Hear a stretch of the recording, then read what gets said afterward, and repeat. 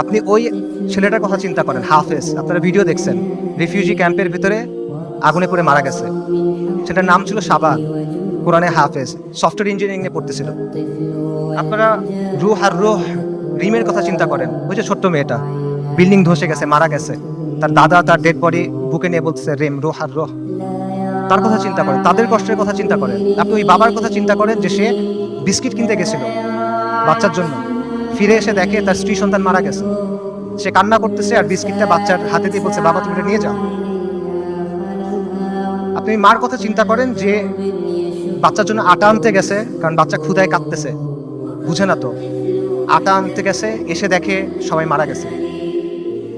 আপনি হিন্দ রজবের কথা চিন্তা করেন, 6 বছর বয়সী মেয়ে, ওরা গাজা থেকে পালায় যাওয়ার চেষ্টা করতেছিল 7 জন পুরো ফ্যামিলিতে।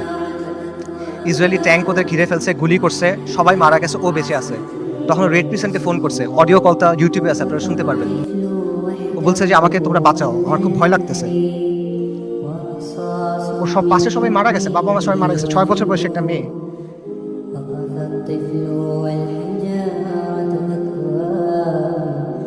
এবং শেষ পর্যন্ত 12 দিন পরে ওর ডেড বডি যখন পাওয়া গেছে, দেখা গেছে ওর পুরো ফ্যামিলির ডেড বডি, আর ওর আশেপাশে যে প্যারামেডিক গুলা ওকে বাঁচাতে আসছিল তারাও মারা গেছে, তাদেরকে মেরে ফেলছে ইসরায়েল। ওই 3 বোনের কথা চিন্তা করেন, 3 বোন 3টা ছবি। প্রথম ছবিটা হলো যুদ্ধের আগে, 3 বোন সেলফি তুলছে হাসি খুশি।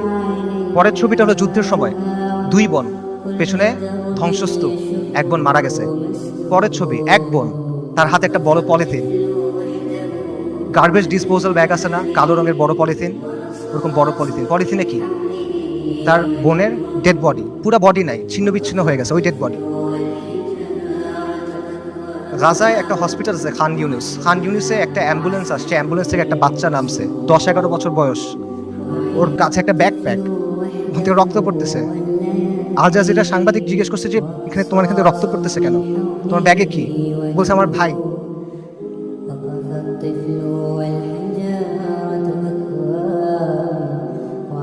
বাচ্চারা, ডাক্তাররা ব্যাগ খুলে দেখছে যে একটা 5 বছর বয়সী বাচ্চার ডেড বডি, পুরো বডি নাই, ছিন্ন বিচ্ছিন্ন বডি।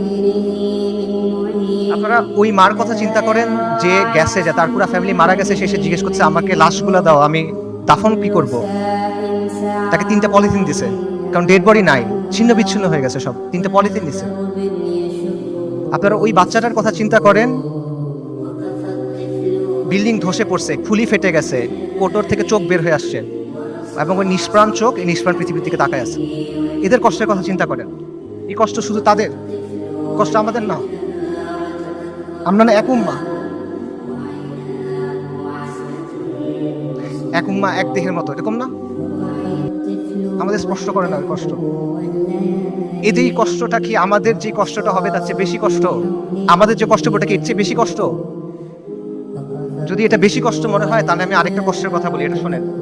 ওই দিনের কথা মনে করেন যেই দিন আল্লাহর সামনে আপনাকে দাঁড়াতে হবে।